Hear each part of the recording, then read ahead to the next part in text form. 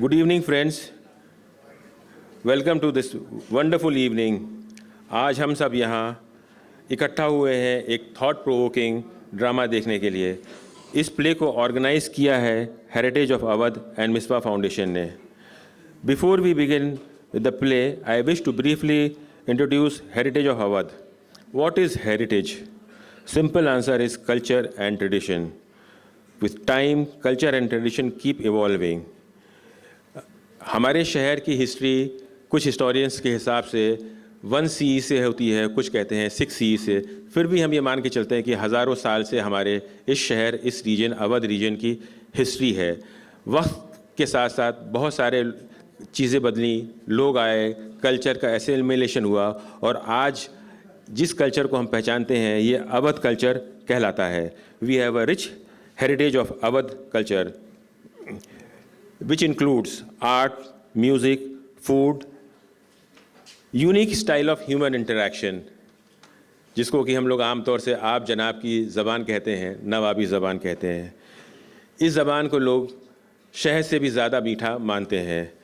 अब heritage of Awadh की जिम्मेदारी है कि इन सारी चीज़ों को हम आगे बढ़ाएं। Core team of heritage of Awadh includes professionals from theatre, performing arts, media personalities and other walks of life. हमारी एक्टिविटीज़ इंक्लूड होंगी, करेंगी डाइंग आर्ट फॉर्म्स को स्टार्ट करना, उनको देखना, आर्टिस्ट को ढूंढना, निकाल के लाना, उनको मोटिवेट करना, उनको प्रमोट करना, उनको फैसिलिटेट कराना, ताकि जो भी डाइंग आर्ट फॉर्म्स हैं इस रीजन की वो दोबारा से ज़िंदा हो सके। We'll also be organizing plays, music festivals, food festivals, dance performance, ghazal nights, Avdhi fashion show. We will also be collaborating with national and international organizations for cultural fest. Collaborating with tour operators for heritage walk and sightseeing. हमारे reason में इतना कुछ है देखने और दिखाने के लिए कि वक्त और सदियां निकल जाएं, लेकिन शायद हम समझ ना पाएँ। इंडिया की, नॉर्दर्न इंडिया की एटलीस्ट हम ये कह सकते हैं कि कल्चर की और ट्रेडिशन की जो बुनियाद है वो लखनऊ और अवध है। हमारे अवध में टेक्सटाइल और क्राफ्टमैन का भी बहुत काम है। जरदोज़ी और चिकनकारी इसकी एक बहुत बड़ी मिसाल और पहचान है। अब इससे ज़्यादा वक्त ना लेते हुए I would like to invite Anjum Sahiba to give you a little brief about our play which you are going to witness today. Thank you. एक बार फिर अंजुम का आदाब, नमस्कार, सत श्री अकाल। आप सभी आए हुए हमारे मेहमानों की बहुत बहुत अभिनंदन है, वंदन है, बहुत बहुत इस्तकबाल है। यह हमारी महफिल खूबसूरत हुई है आप सबके आने से और ये खूबसूरत शाम तारीख़ी शाम होगी। याद करेंगे हम लोग इस खूबसूरत शाम को, क्योंकि ये लखनऊ की हसीन शाम है। इसमें आप हैं और हम हैं। साथ ही आपसे एक गुजारिश करेंगे कि आप लोग अपने मोबाइल साइलेंट मोड पे लगा दें ताकि इस खूबसूरत शाम को हम लोग महसूस करें, क्योंकि हम लोग सब इकट्ठा एक जगह पे हुए हैं और ये बहुत मुश्किल होता है। क्यों, सही कह रहे हैं?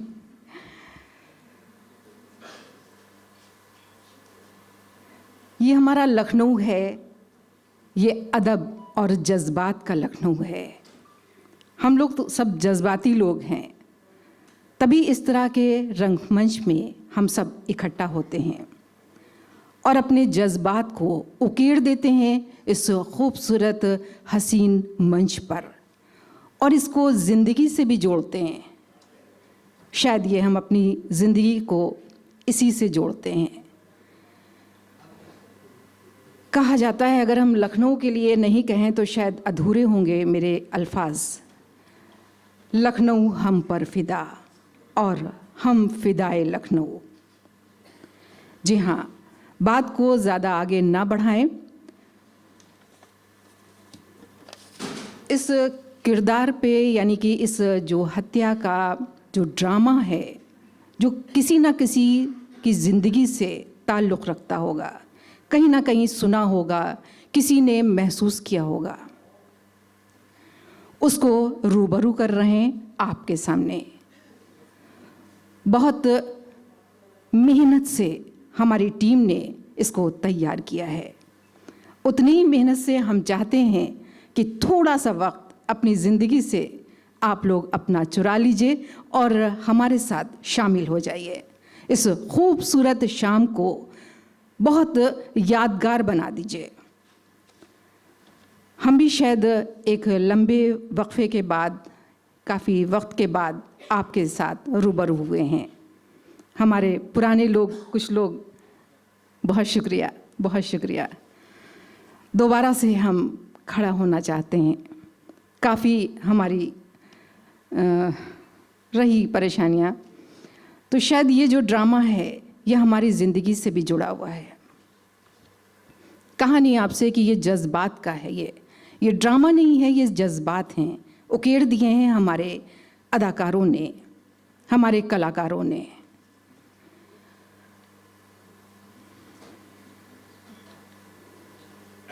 बहुत शुक्रगुजार हैं, शायद ये वक्त ना मिले, बहुत शुक्रगुजार हैं आप लोगों के हमारे साथ आने के। उम्मीद से ज़्यादा आप लोग हमारे साथ हैं। ऐसी हमें उम्मीद नहीं थी कि इतने लोग आएंगे, हमारा साथ चलेंगे, लेकिन शायद उम्मीद से बहुत ज़्यादा है, क्योंकि ऊपर वाला साथ होता है। चलिए, बहुत शुक्रिया। हमारे दोस्तों, हम एक नाटक का जो ड्रामा प्ले कर रहे हैं उसके बारे में थोड़ा सा हम आपको वहाँ ले चलते हैं, उस दुनिया में। आपको इस हत्या का गवाह बनाने जा रहे हैं। जी हाँ, महसूस करिए उस जगह पर जहाँ पे हमारे कलाकार होंगे। आमंत्रित करते हैं, हम आपको एक ऐसी यात्रा पर ले जा रहे हैं जहाँ कल्पना की बागडोर हमारे पर हावी होने वाली है। इस नाटक में एक व्यक्ति, एक इंसान जो अपनी परेशानियों से तंग आकर ईश्वर से ही गुस्सा हो जाता है, उससे नाराज़ हो जाता है। और शायद ये हमारा हक भी होता है, क्योंकि और किसी से नाराज़ होने का हक नहीं है। शायद ईश्वर से ही हम नाराज़ हो जाते हैं और गुस्सा हो जाते हैं। और ये ईश्वर से नाराज़ होना एक हमारे लिए बहुत बहुत बड़ा कदम होता है, क्योंकि हम ईश्वर से अपने जज्बात के साथ जुड़े होते हैं। सही कह रहे हैं ना आप लोग इससे? जी, आज की इस खूबसूरत हसीन शाम को रंगमंच पर हम आपको ऐसी दुनिया में ले जा रहे हैं जो आपके मन के, आपके दिल के हर कोने को छू जाएगी। यकीन मानिए, इसका वादा कर रहे हैं आपसे कि आपके दिल को, आपके जज्बात को छू जाएगी। ये कहानी बहुत ज़बरदस्त है। आगे बताएंगे जिसने लिखी है, बहुत शानदार। आप अपनी ज़िंदगी के पहलुओं को बहुत करीब से महसूस करेंगे। ये मंच सिर्फ लकड़ी या ईंट का बना हुआ नहीं है, ये एक ढांचा नहीं है, ये जज्बात के बुलंदियों को छूने वाला ये ड्रामा है, ये हत्या का। बल्कि ये वो ज़मीन है जहाँ भावनाओं की बुलंदियों पर किरदारों की इमारत खड़ी की जाएगी। जैसे ही इस मंच पर कुछ रोशनी कम होगी और पर्दा उठेगा, हम आपसे एक गुजारिश करेंगे कि बाहरी दुनिया के टेंशन, बोझ को अपने मन से हटा दीजिएगा और फ्री होके इत्मीनान से थोड़ा सा वक्त अपनी ज़िंदगी से निकाल के इस ड्रामे को, जिसका उन्वान है हत्या, उसको अपनी ज़िंदगी से महसूस करिएगा, अपने आसपास देखिएगा।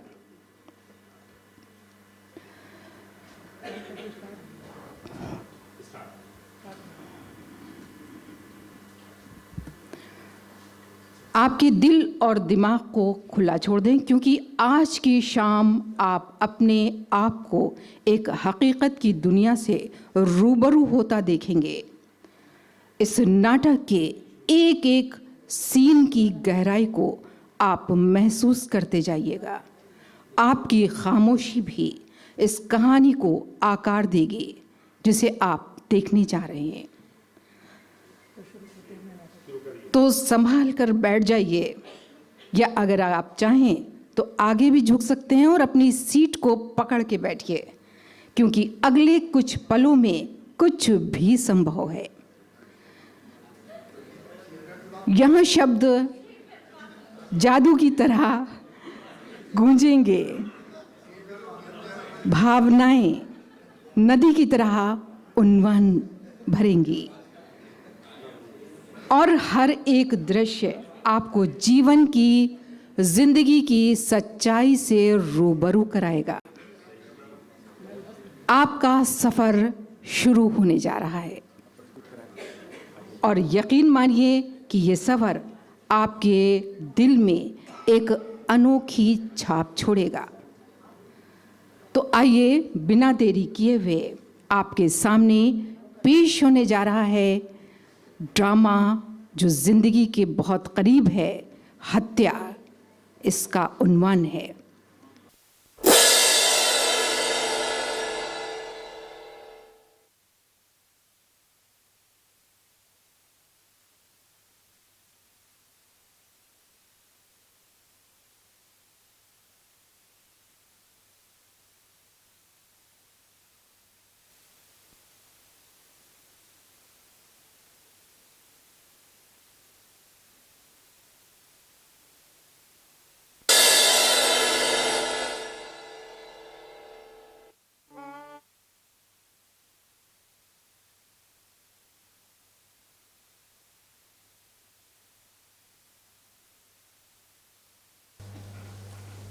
कुछ लोगों ने कहा कि तुम गांजा की स्मगलिंग करना शुरू कर दो, लेकिन मैंने मना कर दिया। इतना सब होने के बावजूद भी मैंने घुटने नहीं टेके। मैं 50,000 रुपए का कर्ज लेकर अपने पिता का इलाज कराने के लिए मुंबई चला गया, लेकिन वहां भी उन्हें कोई फायदा ना हुआ। मेरे बीवी और बच्चे रोड पर आ चुके थे, और बच्चे दाने दाने को मोहताज हो रहे थे। मेरे पिताजी की हालत धीरे धीरे बिगड़ती जा रही थी। उनके घावों का दर्द बढ़ता जा रहा है।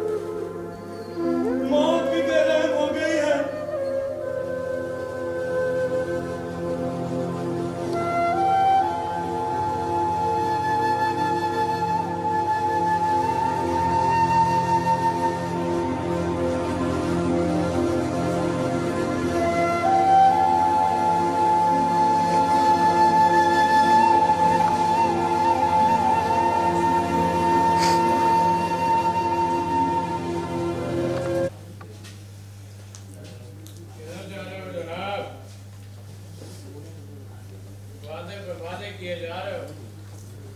अब और मेहनत नहीं, निकालो मेरे 50,000 रुपए।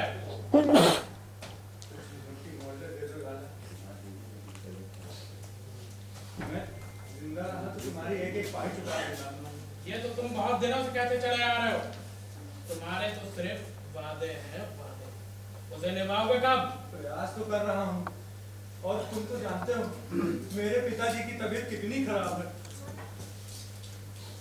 मैंने तुम्हारे बाप का कोई ठेका लेके नहीं रखा है, और मुझे कोई फर्क नहीं पड़ता वो जिए या मरे। मुझे तो सिर्फ मेरा पैसा चाहिए। मेरे पास अभी कुछ नहीं है। मेरे पत्नी के जेवर, घर के बर्तन सब बिक चुके हैं, और जितने पैसे थे मैंने बाप के इलाज में लगा दिए लाला। तो फिर तुम एक काम करो, तुम ना अपनी बीवी को एक रात के लिए मेरे घर छोड़ दो। तुम्हारा सारा का सारा कर्जा माफ। लाला!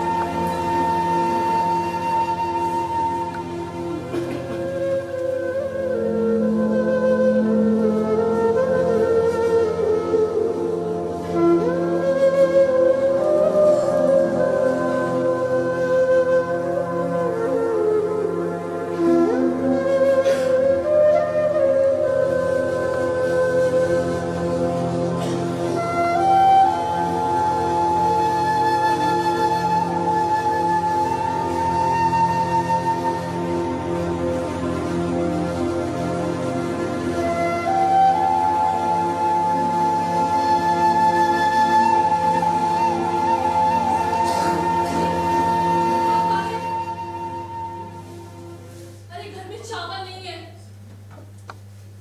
मुन्ना को पड़ोसी की लड़की ने खूब मारा है, उसकी नाक से खून फैला है। आप कुछ लाए हैं?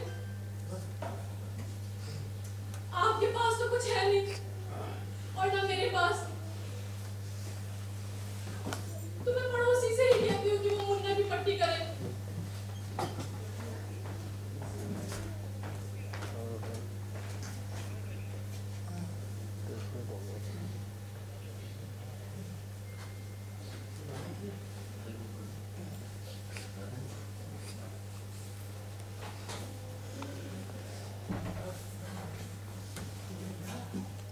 आज इंजेक्शन लगेगा ना? नहीं बाबू, इंजेक्शन में नींद आ जाती है। आज इंजेक्शन लगेगा ना? बेटा बेटा मुझे इंजेक्शन लगवा दे, इंजेक्शन लगवा दे, बेटा मुझे इंजेक्शन लगवा दे,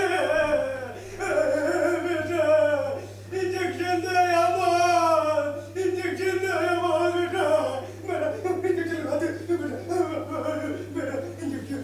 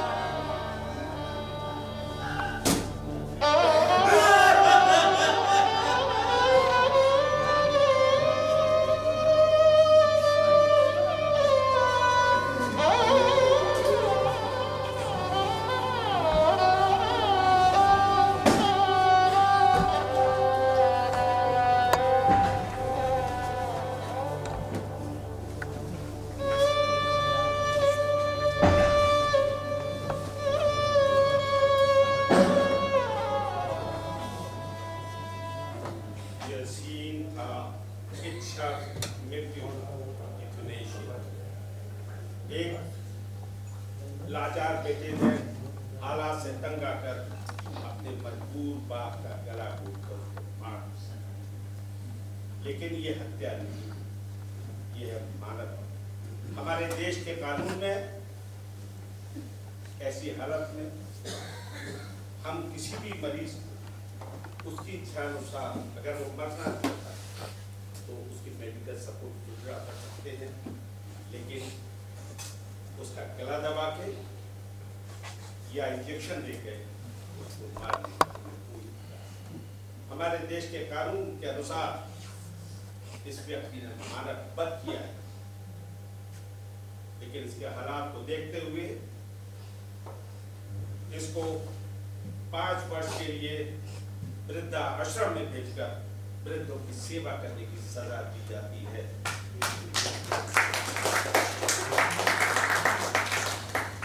ऑर्डर, ऑर्डर, ऑर्डर।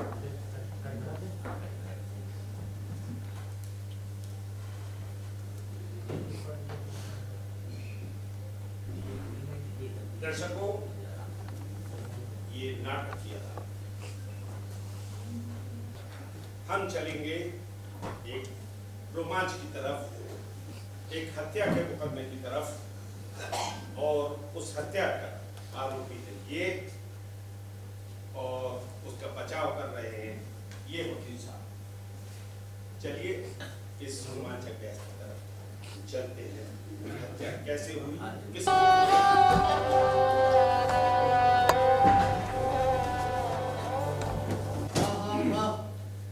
मैंने ईश्वर की हत्या की है। ये आदमी झूठ बोल रहा है। ये ईश्वर की हत्या तो कर ही नहीं सकता। क्यों नहीं कर सकता? एक बाप को अगर मार सकता है, टेंशन बाप अपना बेटा अगर मार सकता है और बालिश भर के लौटे हत्या कर सकते हैं, तो मैं हत्या क्यों नहीं कर सकता? इसलिए मैंने ईश्वर को मार दिया। तुमने मार दिया? हाँ। क्यों? मेरा मानना है कि ईश्वर की हत्या करना कोई अपराध नहीं है, बल्कि आप लोग मुझसे मुकदमा क्यों चला रहे? अरे मुझे तो पुरस्कृत करना चाहिए, सम्मानित करना चाहिए कि मैंने आप लोगों को ईश्वर से मुक्त कर दिया, इसलिए मैंने ईश्वर को मार दिया। लॉर्ड, जैसा मैंने पहले भी कहा, ये आदमी झूठ बोल रहा है कि इसने ईश्वर की हत्या की। मैंने ईश्वर की हत्या नहीं की है। मैंने कहा ना कि मैंने ईश्वर की हत्या एक वाजिब वजह से की है, इसलिए मैंने ईश्वर को मार दिया। अच्छा ये बताओ, तुमने ईश्वर की हत्या क्यों की? दुनिया बनाने के जुर्म में। तो तुमको दिक्कत ईश्वर से है या दुनिया से? मेरी दिक्कत दुनिया से ही थी, लेकिन ये दुनिया को खराब करने के पीछे का जो मास्टरमाइंड था ना, वो सब तो ईश्वर का था। क्यों? अब इसमें ईश्वर का क्या दोष है? भाई वकील साहब, ये सब उसी का तो किया करा है। उसका दोष ये है कि उसने दुनिया तो बना दी, मगर दुनिया चलाना नहीं आता था। मुझे तो यकीन ही नहीं हो रहा लॉर्ड कि ईश्वर मर चुका है। अच्छा वैसे ऐसा क्या कर रहा है यहाँ? जरा खुल के बताओ। मैं अपराधी सम्मानित हो रहा है, झूठ पुरस्कृत किया जा रहा है, और ये इंसान तो जानवर से ज्यादा बदतर बना दिए गए हैं, और ईश्वर के बनाए पुतले भगवान हो गए, और वही ईश्वर का पुतला बन के खड़ा है। मिलॉर्ड, ये ईश्वर को मुझसे बर्दाश्त नहीं हुआ, इसलिए मैंने ईश्वर की हत्या कर दी। तुम्हारे ये सारे तर्क बेबुनियाद, लेकिन फिर भी क्या तुम अदालत को ऐसा कुछ दिखा सकते हो जिससे यह साबित हो सके कि ईश्वर अपने काम के प्रति गंभीर नहीं? बिल्कुल। बताओ। भाई उसके बनाए हुए लड़कों को देखिए, जो आजकल लड़की जैसे दिखते हैं, और वो ऐसी लड़की से मोहब्बत करते हैं जो लड़का जैसी दिखती है। मजाक तो ईश्वर ने दुनिया बना कर दिया, पेट दे दिया मगर अन्न नहीं दिया, हाथ बना दिया मगर काम नहीं दिया, शौक दे दिया जरिया नहीं दिया, इसलिए मैंने उस ईश्वर को मार दिया। लॉर्ड, इसकी बात पर यकीन नहीं किया जा सकता कि इसने ईश्वर की हत्या की। आप इतने विश्वास से कैसे कह सकते हैं जबकि खुद स्वीकार कर रहा है कि इसने हत्या की है? क्योंकि मिलॉर्ड अभी तक ईश्वर की लाश बरामद नहीं हुई है। अगर इसने बाकी ईश्वर की हत्या कर दी है तो अदालत को बताए कि ईश्वर की लाश कहाँ है? ईश्वर की लाश मैंने समंदर में दफना दी थी। समुद्र में क्यों फेंक दिया? लाश में क्यों मतलब सॉरी जमीन में क्यों नहीं दफना दिया? जमीन में? अरे जमीन में गाड़ता तो फिर मुझे डर था कि वो कहीं दोबारा उग जाता तो। अच्छा, तो समुद्र में डुबो के नष्ट कर दिया। हाँ, मैंने क्या करता मैं विस्फोटक सामग्री का। तुम जानते भी हो अगर ईश्वर की हत्या साबित हो गई तो तुम्हें फांसी के तख्ते से खुद ईश्वर भी नहीं बचा सकता। फांसी? फांसी क्यों? अरे ईश्वर की हत्या क्या रूप है? मैंने कोई अपराध नहीं किया है। तुम मैंने ईश्वर सोचते हो कि तुमने कोई अपराध नहीं किया है ना? नहीं, तुमने हत्या की है, हत्या। ये हत्या अपराध नहीं है, तो फिर उपलब्धि है। उपलब्धि है। अच्छा, तो ये बताओ कि तुम्हारी ईश्वर की कोई खानदानी पुरानी दुश्मनी थी क्या? नहीं, मेरी ऐसी कोई बात नहीं। तो फिर मैं उससे बस आपकी असहमति था मेरा। क्यों? तुम उससे ऐसा क्या करवाना चाहते थे जो उसे मंजूर नहीं? मैं उसे त्याग पत्र चाहता था, त्याग पत्र क्यों? क्योंकि वो अपने पद के लायक नहीं था भाई। मिलॉर्ड, ये आदमी पागल है। पागल मैं नहीं, पागल वो ईश्वर है। पागल उसने इस दुनिया वाले को बना दिया। तो तुम पागल नहीं? नहीं साबित करो। मिलॉर्ड, अगर मैं पागल होता ना तो मैं उसका भक्त हो जाता, हत्यारा नहीं। तो लेकिन मैं ये समझ नहीं पाया कि तुमको ईश्वर का त्याग पत्र क्यों चाहिए था? जरा खुल के बताओ। मैंने अभी तो आपको बताया कि वो अपने पद के उपयोग नहीं था, उसका कोई भी काम में मन नहीं लगता था, कोई भी काम वो ढंग से करता नहीं था, इसलिए मैंने उस ईश्वर को मार दिया। अजीब आदमी हो तुम। अगर कोई तुमसे असलियत रखेगा तो तुम उससे मार दो। वो भी ईश्वर, वो कोई सामाजिक कार्यकर्ता तो नहीं था ना, ईश्वर था। तो आप ही बताइए ना मुझे क्या करना चाहिए था। अरे तुम्हें चाहिए था कि तुम उसे उसकी गलती से अवगत कराते, उसे सुधरने का मौका देते। अरे वो अब क्या सुधरेगा? क्यों? नहीं सुधरेगा? नहीं, अरे कोई अनुभव नहीं नाम होता ना मिलॉर्ड, उसे समझाया जा सकता था, लेकिन वो तो इस पोस्ट पे वर्षों से काबिज है, और इतना एक्सपीरियंस होने के बावजूद भी अगर वो काम अपना ढंग से नहीं कर रहा है तो उसे तो मार देना चाहिए ना। ईश्वर को कोई नहीं मार सकता। Order, order. महावीर साहब, वो अपना जो भूल कर रहा है। मिलॉर्ड, आप खुद सोचिए कि आदमी ईश्वर को कैसे मार सकता है? नहीं मार सकता। It's totally bullshit. क्यों नहीं मार सकता? जब वो अपने बाप को मार सकता है, जब वो अपने भाई को मार सकता है, और वो अपने प्रिय दोस्त को मार सकता है, तो ईश्वर को क्यों नहीं मार सकता? ठीक, तो ये बताओ कि तुमने ईश्वर की हत्या किस तरह की? बहुत आसानी से, मतलब जैसे? मतलब जैसे जब मैं उसे दबोचने के लिए आगे बढ़ा ना, वो लगभग मर चुका था, मतलब बस उसकी चंद सांसें चल रही थी और उसे शरीर से सड़ने की बदबू आ रही थी। जब मैंने कहा कि मैं तुम्हें मार दूंगा तो उसने कोई प्रतिरोध भी नहीं किया, उसने कुछ नहीं कहा। अरे बल्कि वो तो बहुत बूढ़ा था, थका हुआ सा लग रहा था, ऐसा लग रहा था कि ना जाने उसके कंधे पे कितना भार लोड। तुम होश में हो? ईश्वर के बारे में कह रहे हो कि वो लगभग मर चुका था। हाँ, लगभग मर ही चुका था, बस उसे दफनाने की जरूरत थी। और पता मिला, जब मैंने उसकी तलाशी ली ना तो सब कुछ मिला, सब कुछ मिला, लेकिन तू सभी ईश्वर नहीं मिला, तू सभी। ऐसा कहते हुए तुम्हें जरा भी डर नहीं लगता?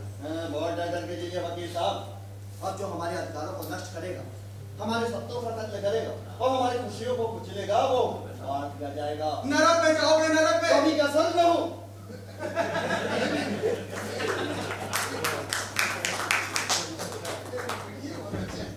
तो तुमने ईश्वर को मार दिया। हाँ, मैंने ईश्वर को मार दिया, असफल ईश्वर को मार दिया।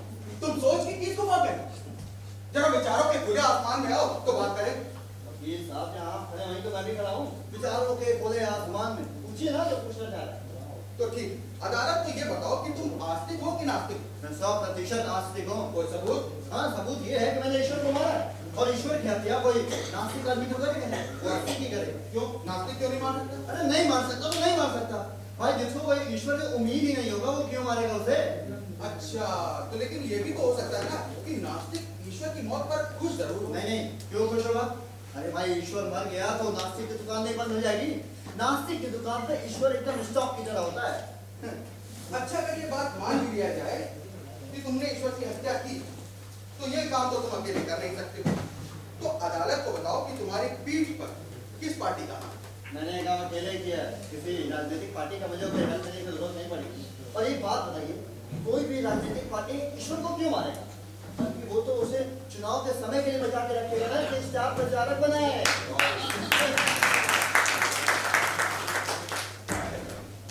अच्छा चलो, पॉलिटिकल पार्टी ना सही, किसी कॉर्पोरेट सेक्टर ने तो जरूर साथ दिया होगा। पूंजीपति के हाथ अगर ईश्वर लग गया तो वो उसे नष्ट नहीं करेगा, शोषण करने के लिए जीवित रखेगा। मिलॉर्ड, एक मिनट, मेरी बाइक कर। हेलो, हाँ, कि मैं अदालत से घर आ जाऊँ सीधा? क्या है? पूजा, भगवान की पूजा, ईश्वर की पूजा? अरे अरे ईश्वर तो मर चुका है, अब कैसे किया? अरे तू कर दिया। तो ये बात तुम दावे से कह रहे हो कि तुमने ईश्वर की हत्या की, हाँ, मैं ये बात दावे से कह रहा हूँ कि मैंने ईश्वर की हत्या की। और मैं ये बात दावे से कह रहा हूँ कि तुमने ईश्वर की हत्या नहीं की। कैसा केस, मेरी अदालत में कैसा केस आ गया है। हर अदालत का वकील साबित करता है कि मुझे ने हत्या की है, लेकिन इस अदालत में वकील उसका बचाव मिलॉर्ड, एक आदमी ईश्वर को कैसे मार सकता है? नहीं मार सकता। There is no chance. क्यों नहीं मार सकता भाई? क्योंकि ईश्वर निराकार है। जब ईश्वर का कोई आकार ही नहीं है तो कोई भी उसे कैसे मार सकता है? ईश्वर निराकार मिलॉर्ड, ये दुनिया द्वारा फैलाया गया सबसे बड़ा अफवाह है। ये जो ईश्वर निराकार है, ये दुनिया का सबसे बड़ा झूठ है। ईश्वर निराकार है। तुम इस झूठ को सच साबित कर सकते हो? बिल्कुल कर सकता हूँ। करो। आप ही लोग कहते हैं ना कि ईश्वर सब देख रहा है। हाँ, तो फिर ईश्वर के मतलब आंखें हैं, और अगर ईश्वर सब काम कर रहा है यानी उसके दो हाथ भी हैं। ईश्वर इधर से उधर, उधर से उधर जा रहा है, मतलब उसके पैर भी हैं, और वो सबको टन दे रहा है, इसका मतलब उसके पास बुद्धि भी है। और अगर वो ये सब कर रहा है तो इसका मतलब वो निराकार कैसे? आप बताइए। यार तुम बातों के बहुत बड़े खिलाड़ी लगते हो। एक लफाज आदमी जिससे बातचीत में कोई हरा ही नहीं सकता, और एक ऐसे बुद्धिजीवी जिसे बहस में तो कोई जीत ही नहीं सकता। मिलॉर्ड, इनको कहिए अपने शब्द वापस लें। मुझे बुद्धिजीवी कहा जा रहा है, इस बात से मुझे शब्द ऐतराज है। क्यों? तुम बुद्धिजीवी नहीं हो? नहीं, मैं बुद्धिजीवी नहीं हूँ। अगर मैं बुद्धिजीवी होता तो मुझे कदम कदम पर ठगा जाता, छला जाता। अरे मुझे हमेशा इस भ्रम में रहना पड़ता कि मुझे हमेशा चौकन्ना रहना है। मिलॉर्ड, इस केस में कोई दम नहीं। ये सिर्फ अदालत का वक्त बर्बाद करना। इस आदमी ने ईश्वर की हत्या की है, ये बात तो कोई आदमी भी नहीं मान सकता। अरे क्यों नहीं मान सकता भाई? मैंने ईश्वर की हत्या की और इसीलिए मेरे पास एक वाजिब वजह है। क्या वजह है बताओ? भाई सबसे बड़ी वजह तो ये है मिलॉर्ड कि ईश्वर को ईश्वर होने का घमंड है, और अहंकार अच्छो गले झुकता, ये तो ईश्वर है। मिलॉर्ड, अब तो मुझे लग रहा है कि आदमी सचमुच पागल है।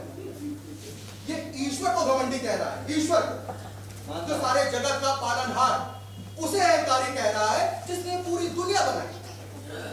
मानता हूँ वकील साहब की ये दुनिया ईश्वर ने बनाई है। चलिए एक बार जाकर देखिए इस दुनिया में जरा कदम रखिए। आप तो इसी दुनिया में रहते हैं ना? ऐसा लगता है बनाया तो भगवान ने है, मगर चला ईश्वर नहीं रहा है, चला कोई और ही रहा है। ना कोई प्लान है, ना कोई सोच है, ना कोई विवेक है, ना कोई ढंग, कुछ भी नहीं। अरे कोई सोच होना चाहिए, कोई प्लान होना चाहिए ईश्वर को अरे दुनिया को चलाने के लिए, लेकिन वो ऐसे ही चला रहा है। इसलिए मैंने उसे मार दिया, उस असफल ईश्वर को मार दिया। ठीक, तो तुम्हारे हिसाब से दुनिया का निर्माण ठीक तरीके से नहीं? बिल्कुल नहीं हुआ। दुनिया का निर्माण सड़क निर्माण की तरह हुआ है। अरे भाई, ईश्वर एक नंबर का जिद्दी है, इतना जिद्दी कि अपने साथ किसी को काम पर भी नहीं रखता है। अरे भाई मैं बता रहा हूँ ना, किसी को काम पर नहीं रखता है। और जो काम अकेले करेगा, आप ही बताइए, आप क्या बताएंगे? आज जो काम अकेले करेगा उससे गड़बड़ तो होगा ही ना। गड़बड़? कैसी गड़बड़? अरे भाई गड़बड़ क्यों नहीं हो रही? जब किसान को पानी चाहिए तब पानी नहीं मिलेगा, लेकिन जब पानी नहीं चाहिए होगा तो इतनी बरसात होगी कि रुकने का नाम ही नहीं लेगा। हमें ऐसे असफल ईश्वर की जरूरत नहीं थी, इसलिए मैंने उसे मार दिया। असफल ईश्वर? हाँ, असफल ईश्वर, इतना असफल कि अब तो ये लोग भी इसको टेम्पल छोड़ दिए थे। इसलिए मैंने उसे मार दिया। ये जा रहे थे पाप पे पाप, खत्म कर दिया मैंने ईश्वर,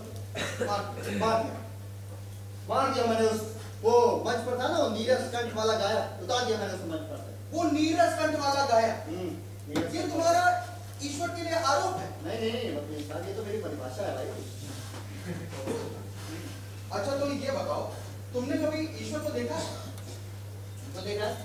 ये देखिए मेरी हथेली कितनी है? हाँ। बस इतना ही करीब से मैंने ईश्वर को देखा है। अच्छा, तो दिखने में कैसा है ईश्वर? अरे एकदम टूटा फूटा डैमेज पीस। अरे ऐसा लगता है उसकी एक्सपायरी डेट सामने आ चुकी है, बिल्कुल एकदम मरियल सा। और हाँ, वो बिल्कुल चल फिर भी नहीं पाता। ओहो, मतलब कहना चाह रहे हो कि वो पैदल चलता है? हाँ, अरे भाई आजकल तो सरपंच भी स्कॉर्पियो से चल रहे हैं और ईश्वर है कि पैदल चल रहे हैं, बताइए। पैदल? हाँ, दिलचस्प बयान है मिलॉर्ड। फिर क्या, जब मैंने उसकी बॉडी लैंग्वेज को ध्यान से ऑब्जर्व किया ना, तो मुझे ऐसा लगा कि एक्सपायरी डेट बिल्कुल नजदीक आ गई और हमें ऐसे ईश्वर की जरूरत नहीं है, इसलिए मैंने उसकी हत्या कर दी। अच्छा तो तुम्हारे हिसाब से ईश्वर को कैसा होना चाहिए? भाई ईश्वर एक अंकित शब्द है, उससे अंकित शब्द होना चाहिए, लेकिन नहीं, इसलिए हमेशा वो अक्षर हो गया था।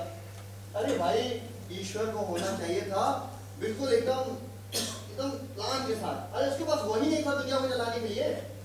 क्या भाई? अरे भाई क्या हो कहते हैं क्या? अरे प्लान प्लान वो उसके पास एकदम प्लान ही नहीं था, और जिद्दी इतना है कि भाई मतलब पूछो मत, सूखा मार एक मिनट, ये जो तुम कह रहे हो इस बात से ये साफ जाहिर हो रहा है कि तुमने ईश्वर को सिरे से ही नकार दिया, है ना? नकारता नहीं तो क्या करता भाई, क्या करता मैं उस ईश्वर का? अभी बताया तो इतना जिद्दी है कि किसी को सुनता ही नहीं है भाई। सूखा बाढ़ भूकंप हत्या और बलात्कार जैसे चीजों का वही है उसका जिम्मेदार। हमारे अधिकारों का बेजा इस्तेमाल करता है वो। तो इसीलिए तुमने इसलिए मैंने ईश्वर को मार दिया। मैंने जनहित में निर्णय ले लिया कि मुझे ऐसा असफल ईश्वर नहीं चाहिए। मैंने उसको पूरी तरह से नष्ट कर दिया। हमें नहीं चाहिए था ये ओल्ड मॉडल वाला ईश्वर, इसलिए मैंने उसे मार दिया। इसलिए ईश्वर को मार दिया जो हड़प्पा सभ्यता से आ रहा था, मुगल सभ्यता से आ रहा था। और बताऊं आपको, हिंदू सभ्यता से भी, आर्य सभ्यता से भी, और आज की सभ्यता में भी यही ईश्वर है। इतना पुराना ईश्वर बाप रे बाप, इसलिए मैंने खत्म कर दिया। अरे अब नया ईश्वर है। हे भगवान, इसलिए क्या किया? इसमें दुनिया बगैर ईश्वर के चल रही है। हमें तुरंत चाइना को नया ईश्वर बनाने का ऑर्डर देना चाहिए।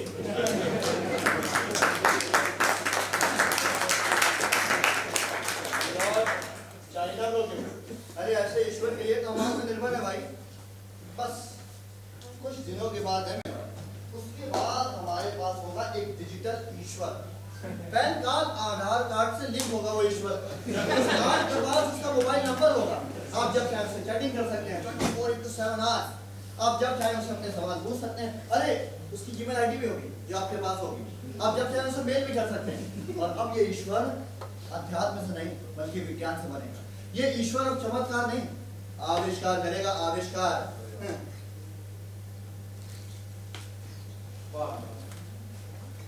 आइए अंदर, आप क्या कर रहे हैं? माफी चाहूंगा मेरा। अरे आइए। लॉर्ड, मुझे आपकी मानसिक रोगी लगता है। इसका इलाज कराया जाना चाहिए। ये उस अपराध को स्वीकार कर रहा है जो इसने किया ही नहीं। क्या ये हत्यारा नहीं है? नहीं लॉर्ड, ये सिर्फ और सिर्फ एक असंतोषी हुआ जो समाज की खराबियों से थोड़ा विचलित है। अब ये संपूर्ण न्याय व्यवस्था बदल देना चाहता है, लेकिन ऐसा कर नहीं सकता क्योंकि ये सक्षम नहीं। इसी वजह से ये अपना मानसिक संतुलन खो बैठा है और कल्पना में वो सब कर रहा है जो ये वास्तव में कर नहीं पा रहा। अब आकार वालों का ये कोई बिगाड़ नहीं सकता, तो इसका पूरा गुस्सा उतर रहा है निराकार पर। एक बात बताइए वकील साहब, आप सिर्फ वकील ही हैं या फिर डॉक्टर भी हैं? वकील हो? हाँ तो वकील है तो आपको कैसे पता कि वो सच से मैं बीमार? उसकी कोई ईसीजी रिपोर्ट है, सोनोग्राफी कराई जाइए, एक्सरे कराया जाए, या कोई ब्लड ग्रुप जांच वगैरह कराई जाए। अरे उस पर चलना चाहिए ना जांच का मुकदमा, लेकिन चला मुझ पर जा रहा है। दी जानी चाहिए तो उसे फांसी की सजा, लेकिन दी मुझे जा रही है। कैसी बातें कर रहा है ये? ईश्वर को सजाए मौत।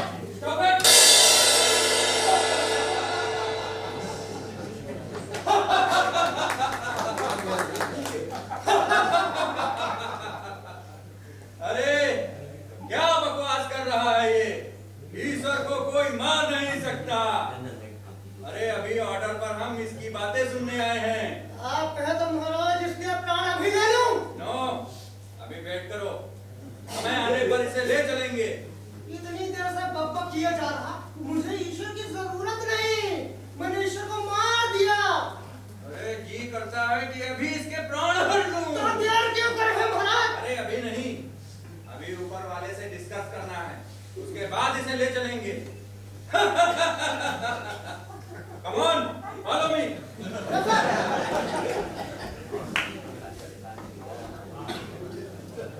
क्या भर की जबान और किलो भर की बात? तुम हो कौन और तुम्हारी औकात क्या है? किस तबले की ताल हो, किस बंसी का सुर हो, अरे किस गायक का सुर हो? तुम सिर्फ और सिर्फ एक ऑडियो कैसेट पर हो। तो बताओ तुम्हारे अंदर क्या बच रहा? बहुत बढ़िया भाई, बहुत बढ़िया। क्या बोलते हैं आप तो, बहुत जबरदस्त बोलते हैं। अरे मैं जो आपको अपना बच्चा समझ रहा था, आप तो मेरे बाप निकले भाई। देखो, अदालत का वक्त बर्बाद मत करो। तुम ईश्वर को नहीं मार सकते। ईश्वर को कोई नहीं मार सकता। जन्म मृत्यु सब ईश्वर के हाथ की है। एक वही सर्वशक्तिमान है जो समूची सृष्टि चला रहा है। हमारी सोच के पात्र के पहनी में छेद हो गया, छेद। उसमें कितना विचार पड़ोगे ना, कटोरा खाली का खाली रहेगा। बात अब समझ में आ रही है मेरा। दरअसल तुम मूर्ख नहीं, बदतमीज। तुमने अपने हृदय से ईश्वर को निकाला ही नहीं और निकाल भी नहीं सकते, क्योंकि तुम्हारे हृदय के अंदर ईश्वर कभी प्रविष्ट हुआ ही नहीं। एक बार अपने हृदय में ईश्वर को बसाओ, फिर देखो कैसे तुम्हारा रूपांतर होता है। इसका मतलब वकील साहब आप ये बोल रहे हैं कि मानव हृदय में ईश्वर का होना जरूरी है। बहुत जरूरी है। मानव हृदय में ईश्वर कमीज के बटन की तरह होना चाहिए। जिस आदमी के अंदर ईश्वर नहीं है वो आदमी नहीं है, हैवान है, हैवान। यानी मानव हृदय में ईश्वर नहीं है तो हैवान है। इसका मतलब तो यही हुआ ना कि जिसके में ईश्वर है वो तो फिर संत हुआ। संत हो जाने के लिए भी स्थिति उससे उलट होनी चाहिए। तुम्हारे हृदय में ईश्वर नहीं, बल्कि ईश्वर के हृदय में तुम, तब संत होने की उपलब्धि होती है। और तुम तो यह बात सोचना भी नहीं। Why you hate me? आप मुझसे इतनी नफरत क्यों कर रहे हैं भाई? नफरत? मेरे पास इतना वक्त ही नहीं कि मैं तुमसे या किसी और से नफरत करता, क्योंकि मैं इस समय उन लोगों से मोहब्बत करने में मशरूफ हूँ जो मुझसे मोहब्बत करते हैं। Lord, I think we are getting off the topic. हम विषय से भटक रहे हैं, मुख्य विषय से भटक रहे हैं। हमारा टॉपिक ये था कि मैंने ईश्वर की हत्या की है और ये अपराध में स्वीकार कर रहा हूँ, और मैंने ये तक बता दिया कि मैंने ईश्वर की लाश समंदर में दफना दी है। मैं तुम्हारी हर बात से सहमत हूँ सिवाय एक बात। मैं मानता हूँ कि तुमने हत्या की, मैं उस हत्या की वजह भी मानता हूँ, और मैं ये भी मानता हूँ कि तुमने लाश को समुद्र में फेंक दिया। लेकिन मैं ये मानने को तैयार नहीं हूँ कि जिसकी हत्या हुई वो ईश्वर की था। महत्वपूर्ण हत्या नहीं, महत्वपूर्ण यहाँ ईश्वर का ना होना है। मैं 100% दावे के साथ कह रहा हूँ कि मैंने जिसे मारा है वो ईश्वर है और ईश्वर के सिवा और कुछ नहीं। That's it. तुमको ये बीमारी कब से? कौन सी बीमारी? ईश्वर को पहचानने की। ये ईश्वर को पहचानने का दौरा तुमको कब से पड़ा? तुम तो ऐसा बोल रहे हो जैसे ईश्वर ईश्वर ना हुआ, किसी बियर बार में बैठा हुआ तुम्हारा टेबल पार्टनर है ना? विराट, ये आदमी सजा के योग्य नहीं, दया के योग्य। आदमी 3 प्रकार के होते हैं, शिक्षित, साक्षर और संत। शिक्षित होते तो ईश्वर को यूनिवर्सिटी समझते, साक्षर होते तो ईश्वर को मंदिर समझते, और तीसरे हो तुम, संती, तो ईश्वर को अपराधी समझ रहा है और खुद को न्यायपालिका। वकील साहब, आप ऐसी बातें कर रहे हैं जैसे धर्म एक धंधा हो और आम आदमी अंधा हो। नहीं, बिल्कुल नहीं। आम आदमी के लिए धर्म एक जीवन शैली है, एक आस्था है, उसके जीने का तरीका है। आप जरा सरल बताइए, शब्दों में बताइए ताकि जनता समझ सके। विराट, ये जिस ईश्वर की बात कर रहा है ना, वो असल में व्यास का कृष्ण और वाल्मीकि जी का राम है ही नहीं। लगता है वकील साहब आप ईश्वर को ठीक तरह से समझ ही नहीं पाए। मैं आपको बताता हूँ, अच्छों के लिए अच्छा है ईश्वर और बुरों के लिए ईश्वर बुरा है। भाई जो अच्छा होगा उसको अच्छा ईश्वर मिलेगा, जो बुरा होगा उसे बुरा ईश्वर मिलेगा, और जिसकी जैसी औकात होगी ना उसको उस हैसियत के औकात का ईश्वर मिलेगा, ना उससे कम ना उससे ज्यादा। मन करता है कि तुम्हारी जबान काट दूं। मेरी जबान काट दोगे तो मैं अपना कलम का इस्तेमाल करूंगा, अगर मेरी कलम तोड़ दोगे तो मैं अपनी जबान का इस्तेमाल करूंगा। मेरा कभी बोला हुआ लिखा जाता है तो कभी मेरा लिखा हुआ बोला जाता है। कभी कभी तुम आदमी बहुत समझदार है, फिर कुछ ऐसा बोल देते हो कि लगता है तुमसे बड़ा मूर्ख ना कोई था, होगा और ना ही कभी है। कितनी भी विविधता है। नहीं नहीं, मैं एक जैसा हूँ भाई। अरे आप मुझे जैसा देखना चाहेंगे मैं वैसा हूँ। आप मुझे आस्तिक देखना चाहेंगे तो मैं आस्तिक हूँ, आप मुझे नास्तिक देखना चाहेंगे तो मैं नास्तिक हूँ। नास्तिक तो तुम हो नहीं, क्योंकि तुम्हारे अंदर जितनी हिम्मत है ना, वो इस बात का सबूत है कि तुम्हारी ईश्वर में आस्था। हाँ, थोड़ा निराश जरूर, लेकिन ये भी सच है कि निराश वही होता है जिसे आशा बहुत। यानी आपके कहने का मतलब है नास्तिक आदमी हिम्मत ही नहीं होता। अंश भर भी नहीं होता। नास्तिक आदमी एक्टर बहुत अच्छा होता है। वो सबके सामने खुद को ऐसा पेश करता है कि मानो उससे ज्यादा शांत और सुखी व्यक्ति कोई नहीं। सबसे अकेले रहता है क्योंकि जानता है कि वो सबसे हारा हुआ इंसान है, जो खुद की पराजय पर खुलकर रो भी नहीं सकता, लेकिन खुलकर हंसता जरूर है। वो हर महफिल में आता है हंसने के लिए और भाग के बाथरूम में जाता है रोने के लिए। वकील साहब, अध्यात्म की बातें बहुत हो चुकी, आप बाथरूम से बाहर आइए। मुद्दे की बात करिए। मिलॉर्ड, जैसा कि मैंने आपको पहले भी कहा कि इस केस में कोई दम नहीं। हाँ, मोहब्बत की बातें जरूर कर सकते। देखिए, मैंने ईश्वर की हत्या की है और मैं ये बात बार बार बोल रहा हूँ कि मैंने ईश्वर की हत्या की है, मेरे पास वाजिब वजह है। क्या ये ईश्वर की हत्या का मामला नहीं है? नहीं, ये ईश्वर की हत्या का ही मामला है। भाई, ईश्वर की हत्या- खुश मत होइए, जो आप मन ही मन खुश हो रहे हैं ना, खुश मत होइए। आप केस नहीं जीतते, बस मकसद आप जरूर जीते।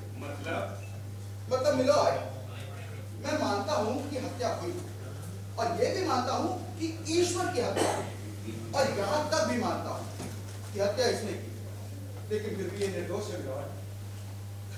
वकील साहब, ये नाटक की अदालत ने मान लिया, लेकिन चलेगी तो संविधान से। ऐसा कैसे हो सकता है कि हत्या ए ने की हो और सजा बी को दे दी जाए? बिल्कुल ठीक कहा आपने मिलॉर्ड। हत्या अगर श्रीमान ए करे तो फांसी बी को क्यों दी? बिल्कुल सही कहा। लेकिन ये भी तो हो सकता है ना मिलॉर्ड कि हत्या ए ने की ही ना हो, लेकिन वो ऐसा समझ रहा है कि हत्या उसी ने की। आरोपी जिस हत्या की बात करा रहा है, असल में ऐसी कोई हत्या हुई नहीं। हाँ, उसे अपने मुतालिक जबरदस्त गलतफहमी जरूर थी। मुझे गलतफहमी, सबसे बड़ी गलतफहमी और सबसे महत्वपूर्ण बात तो यह है कि तुम्हें ईश्वर को लेकर गलतफहमी है कि वो मर नहीं सकता। जान लो, जो मर जाए वो ईश्वर नहीं हो सकता। और जिस ईश्वर की तुम बात कर रहे हो ना, वो तो कभी पैदा ही नहीं हुआ, और ऐसे ईश्वर को तो कभी पैदा होने का जरूरत ही नहीं।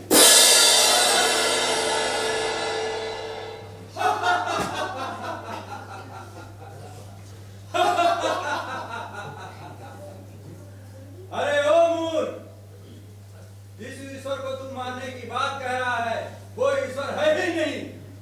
अरे उस ईश्वर से तो हम मिल के आ रहे हैं। ये वकील ठीक कह रहा है महाराज। और सुन बेवकूफ, अरे वो ईश्वर ही क्या जो मर जाए?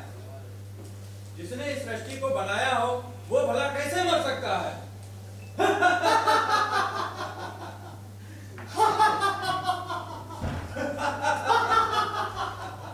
You understand? समझे?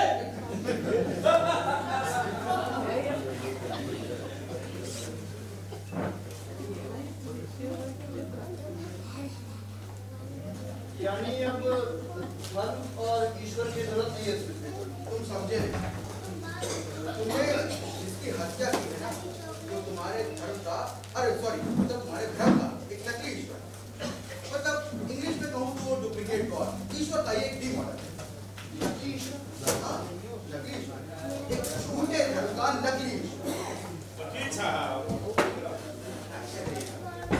ईश्वर ईश्वर होता है, नकली ईश्वर, असली ईश्वर। अरे मुद्दे की बात करिए। मिलॉर्ड, अब हालात उस मुकाम पे आ गए जब मुझे इस केस की फिर से विवेचना करनी है। समाज के हित के लिए ये विवेचना निहायत जरूरी है। Thank you. हाँ, तो मिस्टर कातिल, सबसे पहले आप अदालत को ये बताएं कि आपने किस हथियार से ईश्वर की हत्या की? हथियार से मैंने ईश्वर की हत्या लगता है आपको याद नहीं है। चलिए छोड़िए। अच्छा ये बताइए कि जिस समय आपने अपने ईश्वर की हत्या की, उस समय उसने क्या पहना? मतलब धोती कुर्ता या कुर्ता पैजामा, सिर पर टोपी थी या पगड़ी, गले में माला थी या हाथ में तस्बीह, गमछा हरा था या भगवा? ये क्या बकवास कर रहे हैं आप? हाँ बताइए मिलॉर्ड, बताइए। बड़ी साधारण बात है, बताइए क्या कपड़े में रहता है ईश्वर? बताइए। इससे इस केस का कोई ताल्लुक ही नहीं है। भाई सिंपल सिंपल सी बात है, सीधी सी, कि मैंने ईश्वर को मारा है और बस, और मैं स्वीकार भी कर रहा हूँ। तो फिर ये बात कौन सी उल्टी सीधी? ताल्लुक है मिलॉर्ड, बिल्कुल ताल्लुक। अगर इसने अपने ईश्वर की हत्या की है तो मैं इन बातों का जवाब दे दे कि जिस समय इसने ईश्वर की हत्या की उस समय इसके ईश्वर ने क्या कपड़े पहने? यार कभी कोशिश करिए, बहुत साधारण सी बात है, आपको सत्य दिया जा सकता है। मिलॉर्ड, आपको अदालत 15 मिनट तक सत्य देती है। मिलॉर्ड,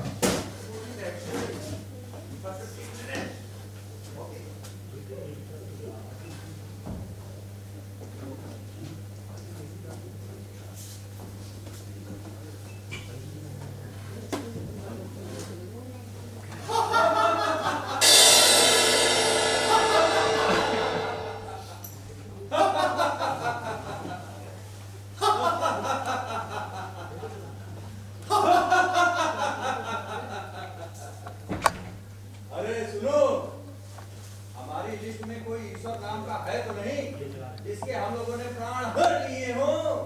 नो सर, मेरी लिस्ट में से किसी ईश्वर के प्राण लेने का कोई अपडेट नहीं है सर। दिमाग खराब हो गया है इस लड़के का।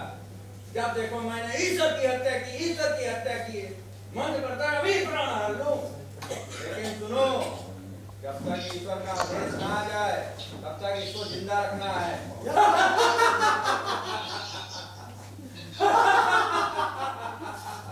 Court resumes. हाँ तो मिस्टर आरोपी, आपको कुछ याद आया? नहीं, मुझे कुछ याद नहीं आ रहा। मिलॉर्ड, इनको कितना भी समय दे दिया जाए इनको याद आएगा ही नहीं। ना तो इनको ये याद आएगा कि इनके ईश्वर ने क्या कपड़े पहने थे, जैसा कि मैंने पहले आपसे कहा, और ना ही ये याद आएगा कि इनका हथियार कौन सा था जिससे इन्होंने ईश्वर की हत्या की। आगे किसी तरह बोल रहे हैं। इस बिना पर मिलॉर्ड, ये इन्होंने ना तो किसी ईश्वर को देखा है और ना ही किसी ईश्वर की हत्या की। ये जिसे ईश्वर समझ रहे हैं असल में वो एक धोखा है। नकली धर्म के असली ठेकेदारों ने अपने अपने ईश्वर निर्माण कर लिए हैं। समूचा धर्म दलालों की चपेट में आ गया है। इन लोगों ने बड़े बड़े आश्रम खोलकर वहां अपने अपने ईश्वर स्थापित कर दिए। अब ईश्वर इंसान को बनाए तो ठीक है ना, लेकिन इंसान ईश्वर को बनाए तो इससे बड़ा मजाक क्या ही होगा। ये आप क्या कह रहे हैं वकील साहब? अरे पाप लगेगा, पाप आपको। कोई पाप नहीं लगेगा।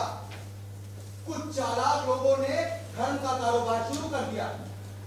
आस्था और विश्वास के नाम पर लाखों हजारों लोगों की भावनाओं से ये लोग खेल रहे हैं। आश्रम इनकी दुकान है, संत इनके व्यापारी, और तुम जैसे भोले भंडारी इनके ग्राहक हैं। इन लोगों ने नकली ईश्वर इजाद कर लिए और एक तुम हो जो इनके नकली ईश्वर के प्रेम में पागल हुए जाते। नकली ईश्वर? पर मैंने इससे मारा वो नकली ईश्वर है। मुझे तो तुम अब भी नहीं समझे। दरअसल तुम्हारी आस्था और उपासना सच्ची थी। खोट तुम्हारे ईश्वर में, तुम में नहीं, और ना ही तुम्हारी भक्ति। तुम चले ठीक थे, लेकिन रास्ता तुम्हें गलत बता दिया गया। मुझे रास्ता गलत बता दिया? पर किसने? तुम्हारे पंडितों ने, पुजारियों ने, मौलवी ने और मतलब समझ तो रहे होगे ना, पादियों ने और इन सब ने। लेकिन तुम उनके थकते गए। वो चोर उचक्के तुमसे रुपया, पैसा, संपत्ति ऐंठते गए। क्या बकवास कर रहे हैं आप? ये क्या बोले जा रहे हैं? मेरे भगवान, मेरे ईश्वर का आप चोर उचक्का कह रहे हैं? अरे प्रभु, क्षमा करो मुझे। अब मेरी बात को समझो मां। मैं ये नहीं कह रहा हूँ कि भगवान चोर उचक्के, बल्कि मैं ये कहना चाह रहा हूँ कि कुछ चोर उचक्के हैं जो भगवान बन गए। जिस तरह से देश के दुश्मन नकली नोट बाजार में ले आते हैं ना, उसी तरह से धर्म के दुश्मन नकली ईश्वर ले आए हैं। नकली ईश्वर? हाँ, तुमने जिसे मारा वो तुम्हारे भ्रम का एक नकली ईश्वर, और बहुत अच्छा किया जो तुमने उसे मारा। अरे ऐसे ईश्वरों का तो सामूहिक नरसंहार होना चाहिए, तभी हमारे धर्म की रक्षा हो। मैंने अपने भ्रम के नकली ईश्वर को मारा है। तुम्हें तो उसे बहुत पहले ही मार देना चाहिए। और वैसे ये कोई अपराध नहीं, जैसा कि तुम कह रहे थे ना, ये उपलब्धि, ये कोई दुखद खबर नहीं बल्कि सुखद समाचार है। मैंने धर्म के नकली ईश्वर को मारा है। तुमने असल में नकली ईश्वर को भी नहीं बल्कि अपने भ्रम को मारा, और ऐसे भ्रम को तो मार ही देना चाहिए। बल्कि मैं तो कहता हूँ ऐसे भ्रम को तो जन्म ही नहीं लेने देना चाहिए। अभी ऐसे हजारों ईश्वर लोगों के भ्रम में जी रहे हैं, जिन्हें मारा जाना अभी बाकी है। समझ गया मैं। ये जो 5000 वर्षों से ये जो ईश्वर चले आ रहे हैं, उसी के साथ साथ ये झूठ, नफरत, भ्रष्टाचार भी चला आ रहा है। और ये ईश्वर की मतलब स्थापना नहीं हो रही है, अब मुझे समझ में आया। ये प्रेम पैदा क्यों नहीं हो रहा, ये सब मुझे अब समझ में आ रहा है।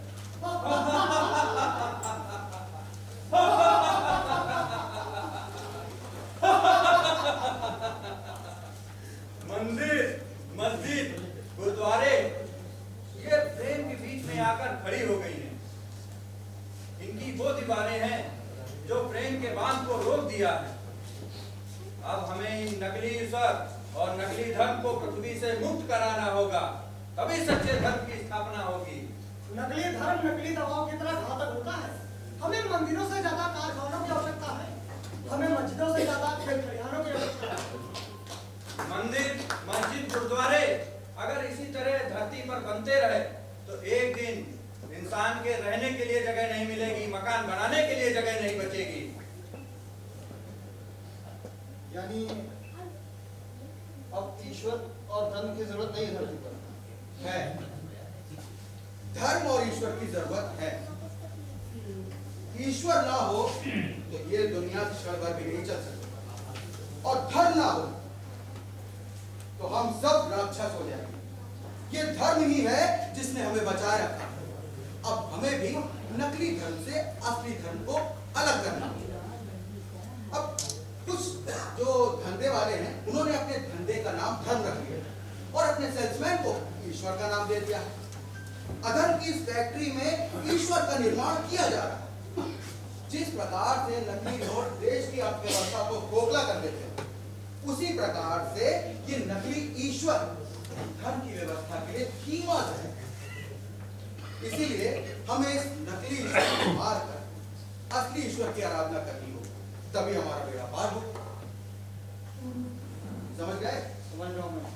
अब धीरे धीरे मुझे समझ में आ रहा है। हमें धर्म को आत्मसात करना होगा, हमें धर्म को अपने अंदर उतारना होगा। जैसे पानी में उतरने से प्यास नहीं बुझती, इसलिए हमें पानी को अपने अंदर उतारना होगा।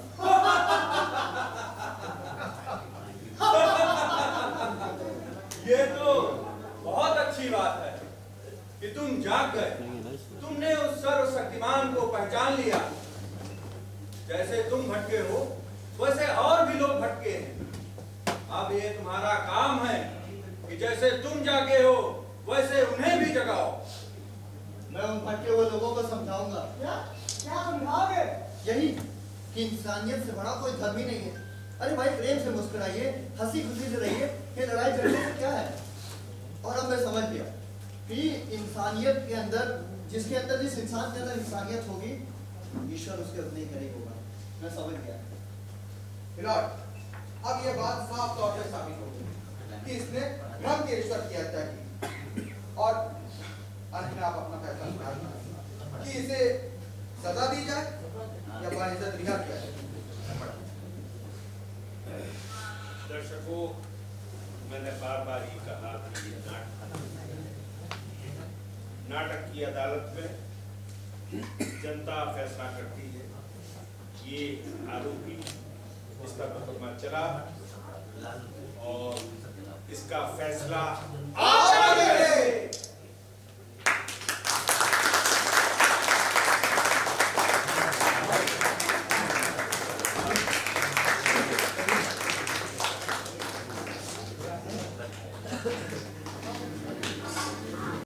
इस नाटक को देखा, इसके हम बहुत शुक्रगुजार हैं। यानी कि पूरे इसमें इन्वॉल्व हो गए, और आपकी चेहरे की मुस्कान भी बता रही है कि इस नाटक के सही किरदारों को आप सब समझ गए होंगे। उस पात्र के दर्द को महसूस किया होगा। बहुत शुक्रिया आपका। और इतना शानदार किरदार निभाने वाले उनका हम परिचय आप लोगों से करा दें।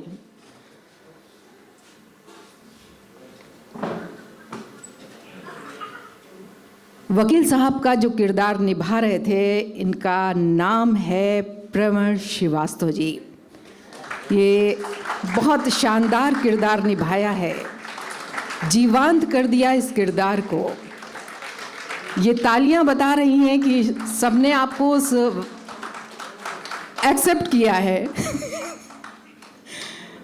इस वकालत के पेशे को जो है जीवंत कर दिया। जो बहस करते देखे वो लगा कि ये जेन्युइन है और ये ऐसा हम लोगों के साथ होता रहा है। ये पेशे से सिविल इंजीनियर हैं।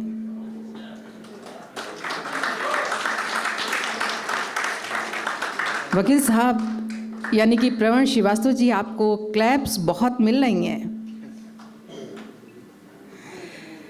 इन्होंने लगभग 40 नाटकों में अपना किरदार निभाया है, अभिनय किया है। परफेक्टनेस की अपार, बहुत खूबसूरत। इसके अलावा इन्होंने शॉर्ट फिल्म बनवारी बाम्मा में किरदार निभाया है। साथ ही साथ ये एक YouTube channel the lies studios के साथ भी जुड़े हैं, वो बहुत पॉपुलर है, बहुत खूबसूरत। दूसरा किरदार जो हमारे आरोपी जी हैं, इनका नाम है आदर्श तिवारी जी। ये क्रिश्चियन डिग्री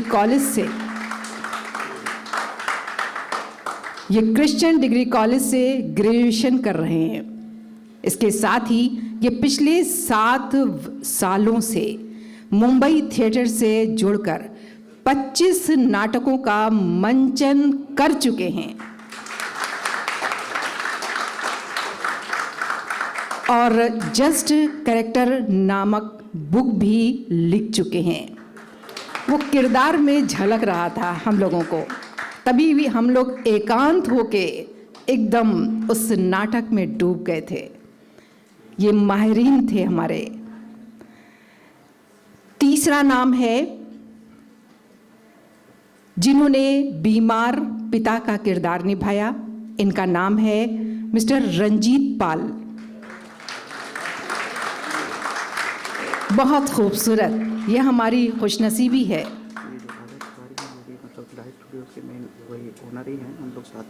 हमें मालूम लिख के लीजिएगा, आप दीजिए थोड़ा सा। हाँ बता दो। जी हाँ, जो बीमार पिता के जो किरदार निभाया है वो मिस्टर रंजीत पाल, ये लखनऊ यूनिवर्सिटी से बीए कर चुके हैं। 15 से अधिक शॉर्ट फिल्में, हिंदी मराठा मूवी व 30 से अधिक नाटकों में अपना किरदार का लोहा मना चुके हैं और ये किरदारों को जीवंत करने के लिए बहुत काफ़ी है। और बेटे का किरदार जो इतना ज़बरदस्त था, बेटे का किरदार निभाया मिस्टर अतुल द्विवेदी जी ने। ये पेशे से कारोबारी हैं लेकिन रंगमंच के काफ़ी शौकीन हैं। ये पिछले 4 साल से थिएटर कर रहे हैं। 26 से अधिक शॉर्ट फिल्मों को डायरेक्ट कर चुके हैं। 2 सीरियल ससुराल सिमर का और राजमहल में काम कर चुके हैं। ये माहिरीन हैं अपने किरदार में। इनकी एक मिशन मराठा फिल्म आने वाली है। क्या बात है, जोरदार क्लैपिंग आने वाले के लिए आशीर्वाद है। पत्नी का किरदार निभाया मुस्कान सोनी। ये अब हमारे बीच आए, क्रिश्चियन डिग्री कॉलेज से अपनी पढ़ाई पूरी कर रही हैं और इनके साथ ही नुक्कड़ नाटक और थिएटर में भी पिछले 2 वर्षों से काम कर रही हैं। इस प्ले में ये आरोपी की पत्नी का किरदार निभाया है। हमारी एक नन्ही सी भी हैं, हमारे लिए तो नन्ही सी हैं, अलीशा खान। ये म्यूजिक सहायक हैं। अलीशा खान जी, इन बच्चों को देख के लगता है कि पाँव पालने में ही पता चलता है कि कितना रोशन चिराग होगा, रोशन चिराग होगा। जी बेटा, अब हम बात करेंगे इस कार्यक्रम के निदेशक के बारे में, जिसने अपना लोहा मनवा दिया, रियाज अलवी साहब। रियाज अलवी साहब, जिस उम्र में लोग घर में से निकलते नहीं हैं, उस उम्र में अलवी साहब ने कल्चर को बढ़ाने के लिए अपना जी जान झोंक दिया।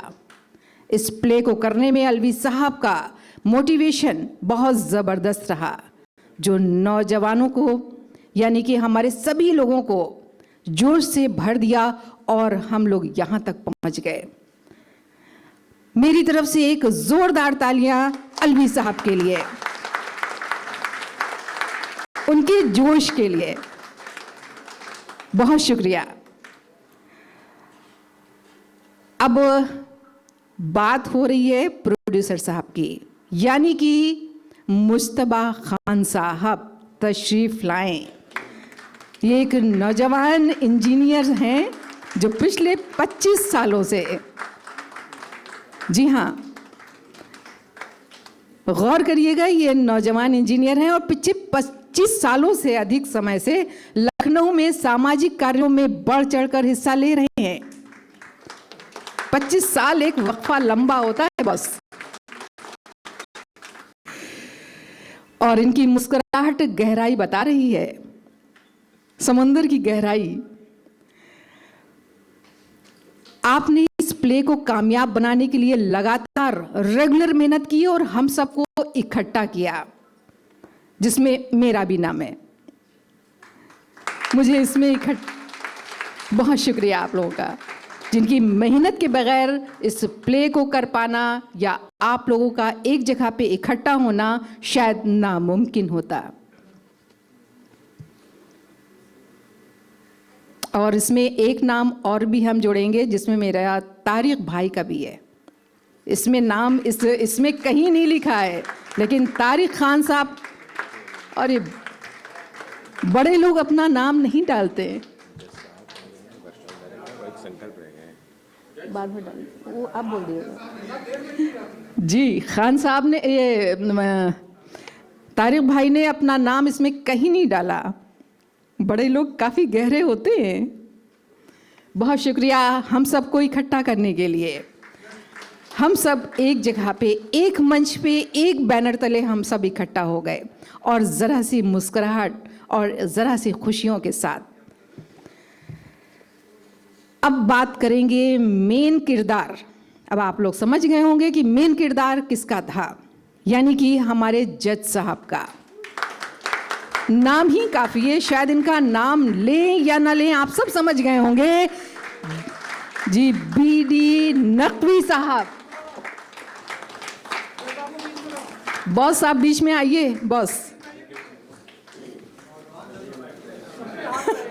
नौजवान, जी सर, अरे बिल्कुल सही है। आप लोगों की क्लैपिंग बता देगी कि वो क्या है, मुझे नहीं कहना है कुछ। आपने शायद ही कभी ऐसा देखा होगा कि किसी नाटक में जज का किरदार असली जज ने निभाया हो। गजब है, देख के हम भी तो देख रहे थे ये कि क्या अदा थी, वही अंदाज, कोई प्रैक्टिस की ज़रूरत नहीं। आप लोगों को लगा कोई प्रैक्टिस की ज़रूरत नहीं, ओरिजिनल, कोई प्रैक्टिस की ज़रूरत नहीं थी। आपने, नकवी साहब ने अपनी जज की नौकरी के दौरान से ही सामाजिक कार्यों में हमेशा बढ़ चढ़ कर हिस्सा लिया। ये उसी का रिजल्ट है।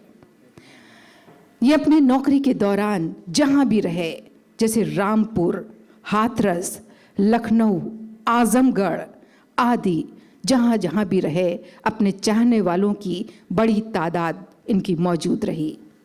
और यहाँ भी इनके चाहने वाले काफ़ी तादाद में हैं, जो मुझे पता है।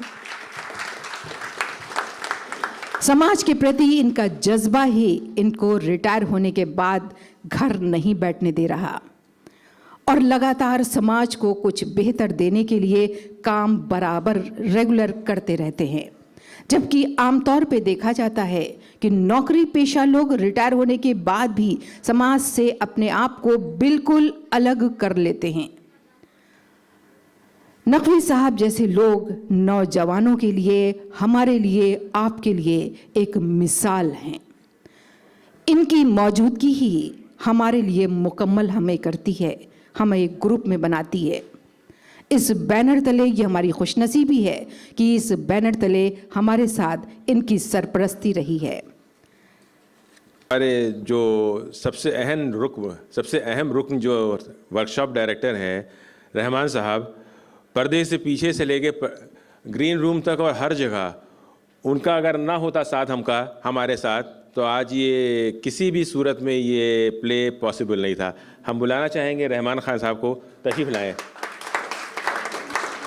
इनका तजुर्बा, इनका एक्सपीरियंस मेरे ख़्याल से सबसे ज़्यादा है प्ले की फील्ड में। आपके नज़र में ये बताना चाहूँगा कि आपने बहुत सारी फिल्में दूरदर्शन के लिए और डीडी इंडिया के लिए, लखनऊ के लिए सैकड़ों प्ले और सैकड़ों डॉक्यूमेंट्रीज़ डायरेक्ट करी हैं। हमारे एक और कैरेक्टर रह गए हैं जिन्होंने बहुत ही शानदार साहूकार और लाला का रोल प्ले किया है, संकल्प। मैं उनको बुलाना चाहूँगा।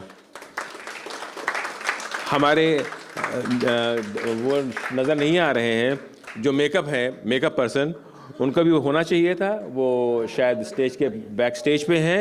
अगर उन्होंने इतनी अच्छी परफॉर्मेंस ना दी होती है, हमारे सारे आर्टिस्ट, मुबारक हो। आपकी मेहनत ने हमारे इस प्ले में 4 चांद लगा दी। बहुत बहुत शुक्रिया।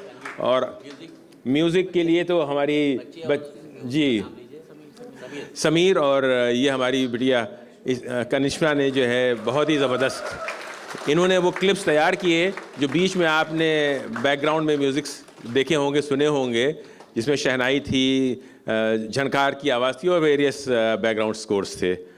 और आखिर में हम आप सबका शुक्रिया अदा करना चाहेंगे।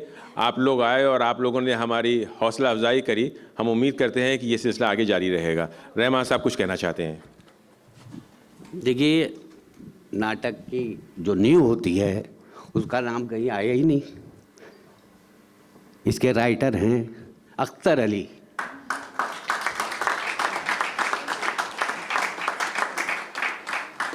अज्ञान का विध्वंस एवं धर्म की स्थापना, प्रसिद्ध दार्शनिक नीत्शे के बयान एवं ओशो की टिप्पणी पर यह आधारित नाटक लेखक अख्तर अली।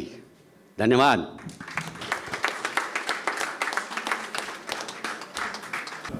हमारी अंजुम साहिबा अगर ना होती तो इतनी खूबसूरत अंदाज में जो पात्र परिचय और इंट्रोडक्शन दिया गया था वो शायद हम सब महरूम रह जाते।